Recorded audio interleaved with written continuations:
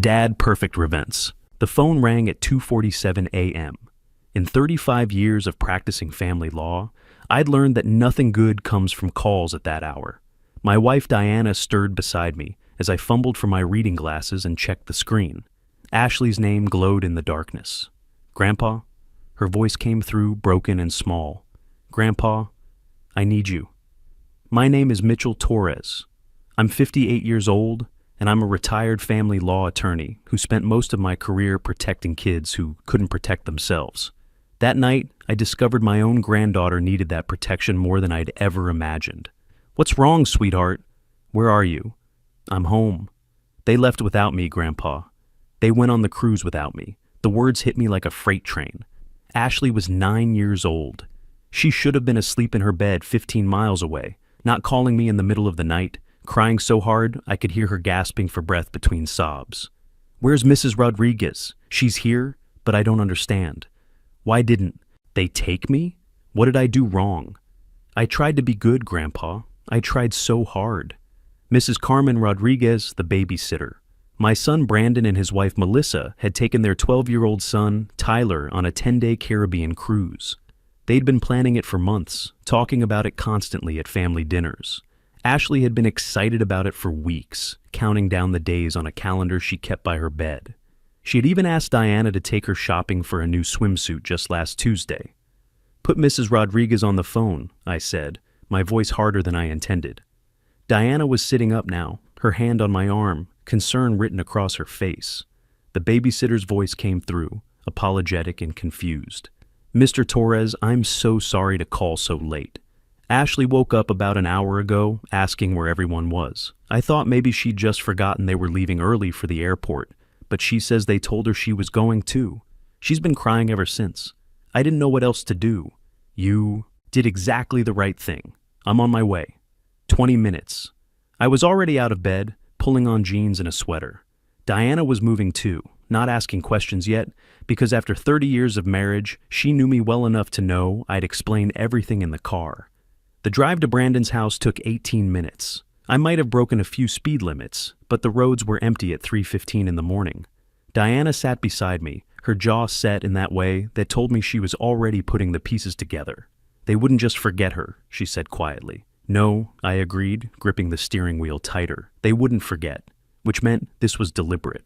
My son and his wife had intentionally left my granddaughter behind while they took Tyler, their biological son, on a $5,000 Caribbean cruise. Ashley had come into our family 3 years ago, already carrying more pain than any 6-year-old should know. Her biological parents had died in a car accident, and after bouncing through 3 different foster homes, she'd finally landed with Brandon and Melissa. The adoption had been finalized 18 months ago. We'd thrown a big party, celebrating her officially becoming a Torres. I remembered how she'd cried happy tears when the judge made it official. I pulled into their driveway. The house was dark except for the living room light. Through the front window, I could see Ashley curled up on the couch, Mrs. Rodriguez sitting beside her, rubbing her back. The girl's small body was still shaking with sobs. Diana put her hand on my chest as I got out of the car, stopping me at the front door. "Remember who needs you right now," she said softly. "Ashley needs her grandfather, not your anger. She was right. She always was." I took a deep breath, unclenched my fists, and knocked gently before letting myself in with the spare key Brandon had given me years ago. Ashley looked up when we entered. Her face was blotchy and swollen, her dark hair tangled from sleep and tears. When she saw me, she launched herself off the couch and into my arms with the force of a child who'd been holding herself together and could finally let go. "I don't understand," she sobbed into my shoulder. "Why didn't they wake me up? Did I do something bad? I cleaned my room, and I didn't fight with Tyler, and I ate all my vegetables at dinner." Over her head, I met Mrs. Rodriguez's eyes. She looked absolutely miserable, wringing her hands. "I should have called you earlier, Mr. Torres," she said. "But when I got here yesterday evening, Melissa told me Ashley was grounded, that it was a last-minute punishment for talking back, and I was supposed to stay with her while they went on their trip. But Ashley didn't know anything about being grounded. She kept asking when they were coming to get her." My jaw tightened. "What exactly did Melissa tell you? That Ashley had been disrespectful and needed to learn consequences?" "But, Mr. Torres, I've been watching these kids for 2 years. Ashley is the most polite child I know. She always says please and thank you. She's never talked back to anyone. Diana was already moving through the house with purpose. She came back a few minutes later carrying Ashley's suitcase, the small pink one with unicorns that had been packed and ready by the front door for 2 weeks. It was still sitting in Ashley's room, completely untouched. "Ashley," Diana said gently, crouching down beside us, "did Mommy and Daddy tell you yesterday that you weren't going on the cruise?" Ashley shook her head vigorously against my shoulder. "No! Mommy said we were leaving extra early because the ship leaves at 11 o'clock. She said to go to sleep and she'd wake me up at 5 o'clock so we could drive to the airport. But nobody woke me up. When I called Mommy's phone, it went straight to voicemail, Daddy's too. They'd turned off their phones. They'd left their 9-year-old daughter behind, lied to the babysitter about why, turned off their phones, and sailed away to the Caribbean with their biological son. But here's the thing about being a family law attorney for 35 years. You learn to think strategically, not just emotionally.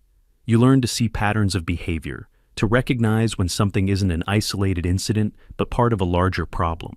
And looking at Ashley's tear-stained face, combined with what Mrs. Rodriguez was telling me, I realized this situation needed more than just an emotional response.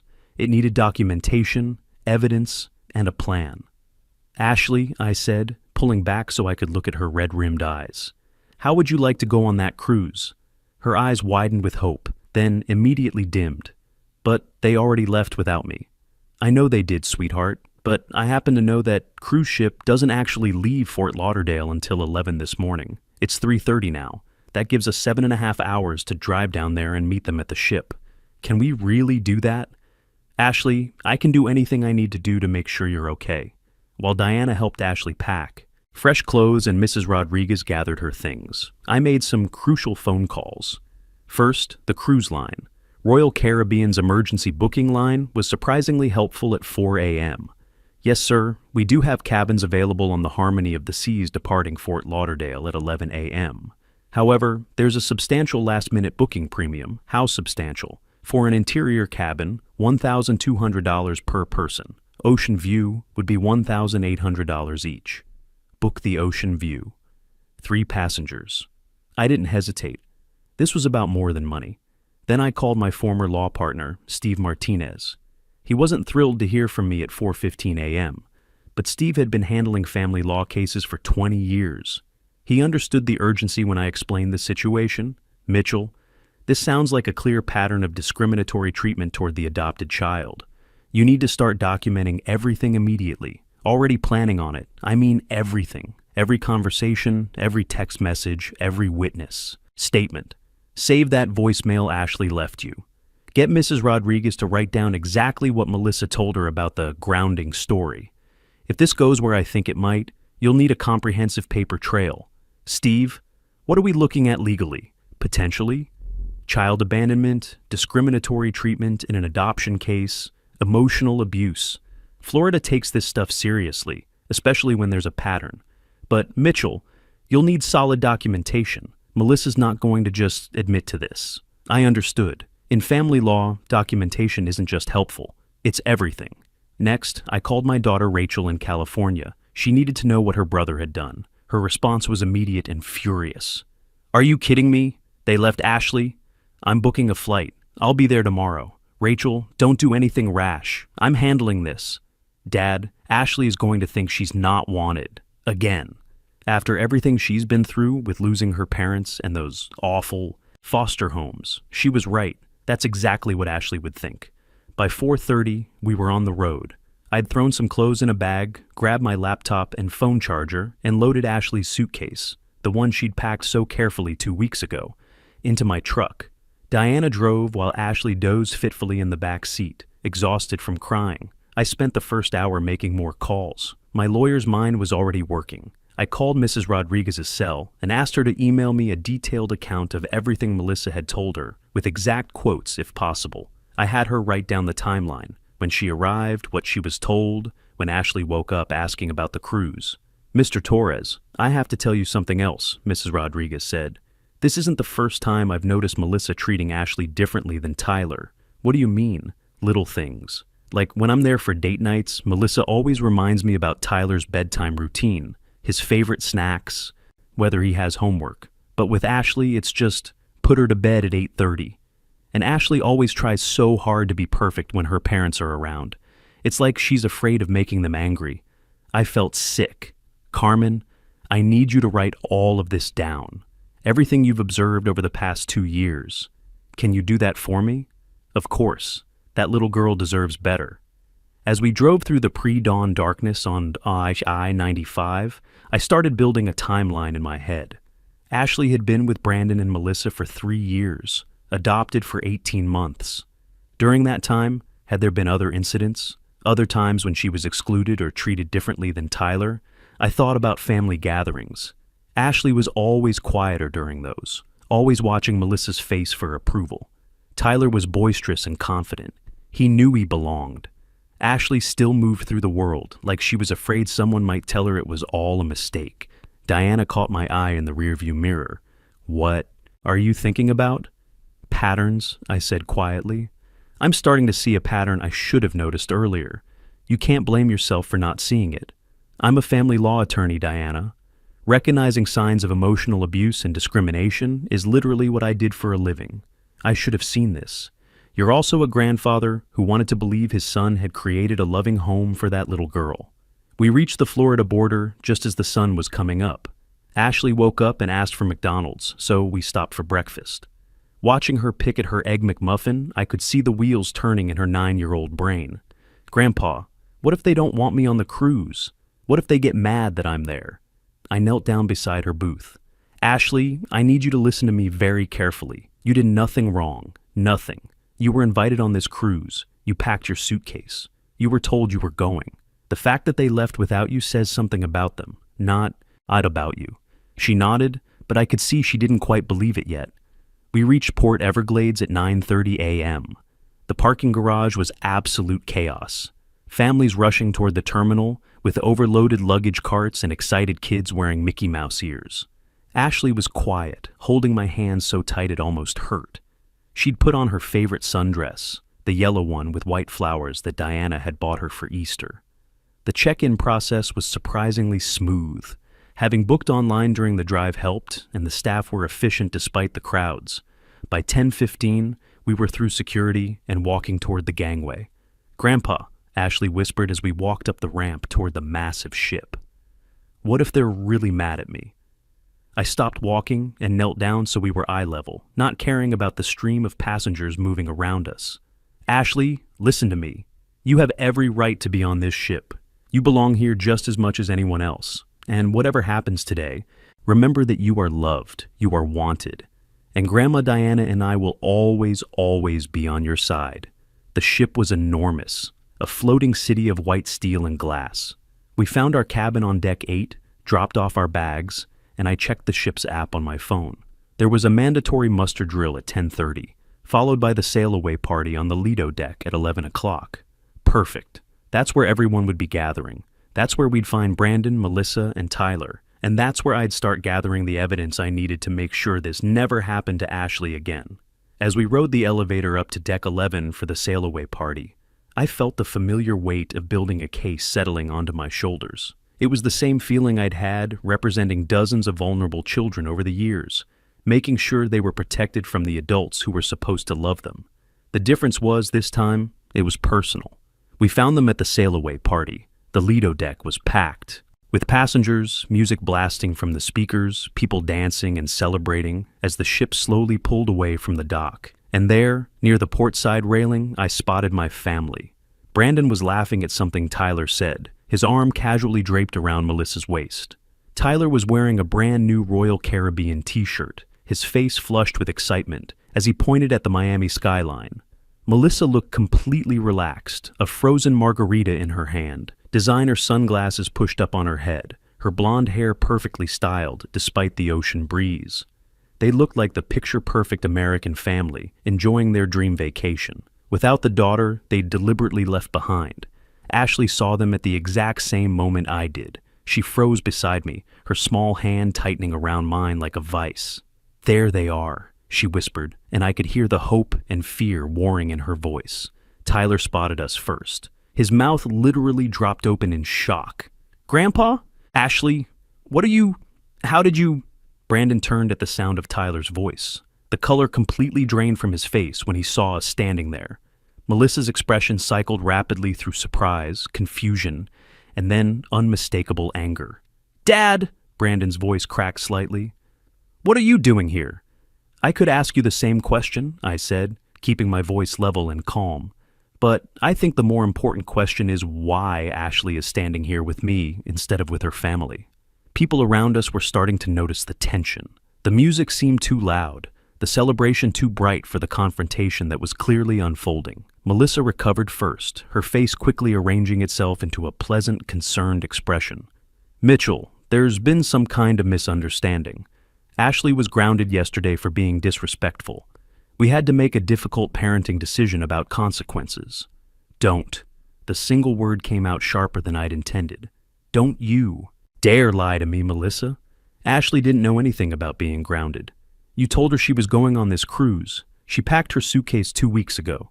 She went to sleep last night, thinking you'd wake her up at 5 a.m. to go to the airport. Dad, maybe we should talk about this somewhere." "Private," Brandon said, glancing nervously at the growing number of interested spectators. "No, I don't think so. What you did wasn't private. You abandoned your daughter. You took your biological son on a luxury vacation and left your adopted daughter at home with a babysitter." Melissa's pleasant mask was starting to slip. "You have no right to interfere with our parenting decisions, Mitchell." "Actually, I do. See, I spent 35 years as a family law attorney specializing in child welfare cases. I know exactly what constitutes child abandonment and discriminatory treatment in adoption situations. And what you did? It's textbook emotional abuse." "That's ridiculous," Melissa snapped. "I have been nothing but good to that child. I adopted her. I gave her a home." "You gave her the appearance of a home," I replied steadily. "There's a difference. And the second it became convenient to exclude her, you showed her exactly where she really stands in your priorities." Brandon looked physically sick, his eyes darting between me and Ashley, who was standing slightly behind Diana, silent and small. Tyler was staring at his mother with an expression I couldn't quite read, like he was seeing something for the first time. "Brandon," I said, turning to face my son directly, "look at your daughter. Look at her face right now and tell me you did the right thing." He looked, really looked at Ashley. She was trying so hard not to cry, biting her lower lip until I could see the white pressure marks. She was 9 years old, standing on a cruise ship in her prettiest dress, having been abandoned by the people who had promised to love her unconditionally. Something broke in Brandon's expression. "Oh, God," he whispered. "Ashley, No," Melissa interrupted sharply. "Don't you dare apologize, Brandon. We discussed this. We agreed that she needed to learn about consequences for her behavior. You decided," Brandon said, his voice growing stronger. "You decided Ashley needed to be punished for something that wasn't even her fault. You decided a 9-year-old girl who's already lost one family should be taught that love is conditional, and I went along with it because I wanted to avoid another fight with you.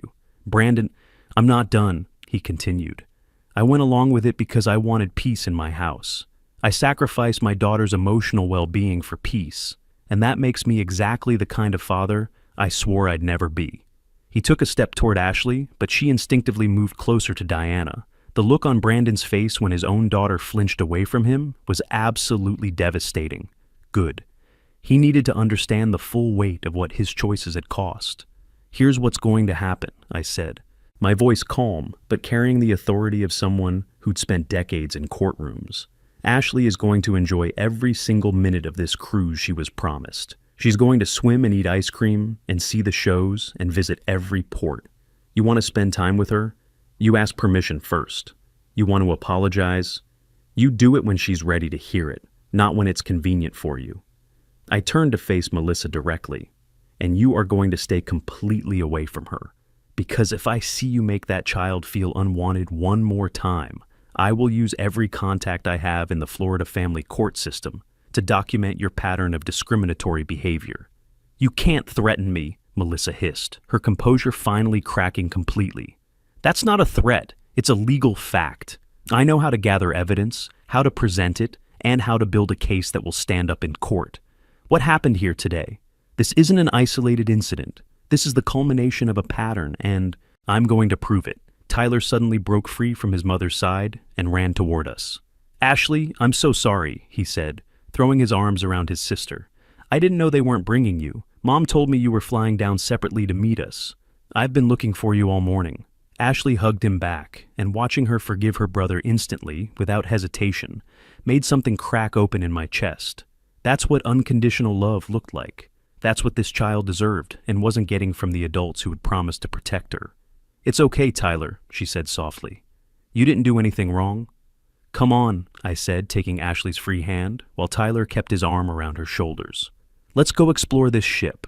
And for the rest of that first day, that's exactly what we did. We went to the water slides, the arcade, the ice cream bar. We watched Ashley slowly start to relax, to smile, to remember what it felt like to just be a kid again instead of a child. Walking on eggshells, afraid of being sent away. But while Ashley played, my lawyer brain was working overtime. I was documenting everything, taking photos, making notes on my phone, recording conversations in public areas where it was legal to do so. Every interaction with Melissa, every moment of tension, every time Ashley flinched or looked anxious. Because I knew this cruise was just the beginning. The real fight was going to start when we got home. The cruise ended, but my work was just beginning. Back home in Tampa, I transformed my home office into a war room. For the next 4 months, I did what I do best. I built a case. First, I hired Maria Santos, the best private investigator I knew from my attorney days. Maria had a talent for finding patterns that others missed. Within 2 weeks, she'd uncovered Melissa's social media posts going back 3 years. Posts that painted a very interesting picture. "Look at this, Mitchell," Maria said, spreading printed screenshots across my desk. "Here's Melissa's Facebook from Tyler's 11th birthday party last year. 23 photos of Tyler, the decorations, the cake. Ashley appears in exactly 2 photos, both times in the background. She pulled out more printouts. Here's their trip to Disney World 8 months ago. 47 photos. Tyler is featured prominently in 45 of them. Ashley appears in 3, and in 2 of those, she's partially cut off. The pattern was undeniable. Maria had documented dozens of family events where Ashley was systematically minimized or excluded from Melissa's social media narrative. But social media was just the beginning. I reached out to Ashley's teacher, Mrs. Jennifer Coleman, who'd taught 2nd and 3rd grade for 15 years. She agreed to meet with me after school one day. "Mr. Torres, I've been wondering when someone would ask about Ashley's situation at home," Mrs. Coleman said, stirring her coffee in the empty classroom. "She's such a sweet child, but she exhibits classic signs of anxiety around family-related activities." "What do you mean?" "Mother's Day crafts, family tree projects, anything involving family photos. She always asks multiple times if her work is good enough, and gets very upset if other children talk about family vacations or special trips. Last month, when Tyler came to school talking about the cruise they were planning, Ashley got very quiet and asked me if adopted kids sometimes get unadopted if they're not good enough. I felt sick. Did you document any of this?" I made notes in her file. I was actually planning to recommend family counseling at her next parent conference. Mrs. Coleman provided me with copies of her observations, dating back 8 months. They painted a picture of a child living in the constant fear of displacement.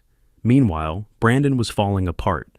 He'd moved into my old guest bedroom after Melissa kicked him out for siding with his father against his wife. The irony wasn't lost on me. He was learning what it felt like to be unwanted in his own home. "Dad, I need to tell you something," he said one evening after Ashley had gone to bed. The cruise wasn't the first time Melissa excluded Ashley. I figured as much. "Tell me everything." For the next 2 hours, Brandon laid out a pattern of behavior that made my blood boil. Birthday parties where Ashley got smaller gifts than Tyler. Family restaurant trips where Melissa would order Tyler's favorite meals, but just get Ashley whatever's fine. Christmas mornings where Tyler's pile of presents towered over Ashley's modest stack. I told myself it was because Tyler was older, or because Melissa was still adjusting to having Ashley in the family.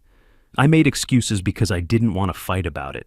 I failed her, Dad. I failed my daughter. "Yes, you did," I said bluntly. "But you can start making it right now by testifying to everything you just told me."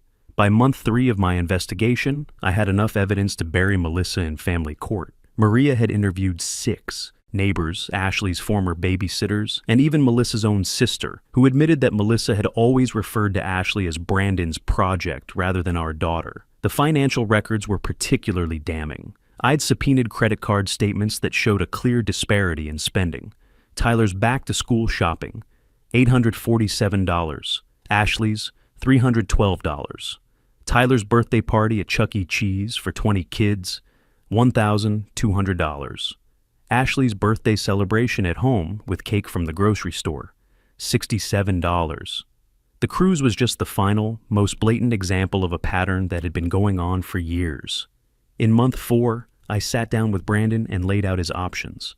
We can file for emergency custody modification based on Melissa's discriminatory treatment pattern. With the evidence we have, I'm confident we can get you primary custody and severely limit Melissa's access to Ashley. What will it cost? My friend Steve Martinez is handling the case. He's giving us the family rate, $15,000 plus court. Costs. Maria's investigation fees were another $5,000, so we're looking at about $22,000 total. Dad, I can't afford, I'm paying for it. This isn't about money. This is about making sure Ashley never again has to wonder if she's wanted. The custody hearing was scheduled for month 14 after the cruise. Family court moved slowly, but Steve had filed for emergency temporary custody, which was granted after the judge reviewed our evidence. Melissa's attorney tried to argue that the cruise incident was a misunderstanding and that Melissa had bonding challenges that could be resolved with counseling. Steve methodically presented our evidence: the social media analysis, the spending records, the teacher testimonials, the witness statements. The judge, Honorable Patricia Williams, had been on the family court bench for 12 years. She'd seen it all. After reviewing our documentation, she looked directly at Melissa. Mrs. Torres, I've rarely seen such a clear pattern of discriminatory treatment toward an adopted child. Your behavior constitutes emotional abuse and systematic exclusion based on biological status. The ruling was swift and comprehensive. Brandon received primary custody. Melissa was granted supervised visitation with Tyler only, no contact with Ashley until she completed 6 months of family therapy. The court also ordered Melissa to pay for Ashley's therapy costs. But perhaps the most satisfying moment came when Judge Williams addressed the cruise incident specifically. The deliberate abandonment of a 9-year-old child, followed by lies to cover up that abandonment, demonstrates a fundamental inability to provide stable, loving care. Melissa's lawyer tried to negotiate, but Steve held firm. My client isn't interested in compromise. We want protection for this child. 14 months after that, 2:47 a.m. phone call, the legal battle was over. Total cost, $18,000 in legal fees, $4,500 for private investigation, and about 300 hours of my time, worth every penny and every sleepless night. Ashley started therapy with Dr. Rachel Kim twice a week. The nightmares came back initially, but slowly, with professional help and consistent love from people who chose to show up for her, she began to heal. Brandon bought a smaller house just 3 miles from ours. The 3 of them, Brandon, Ashley, and Tyler, built a new life together.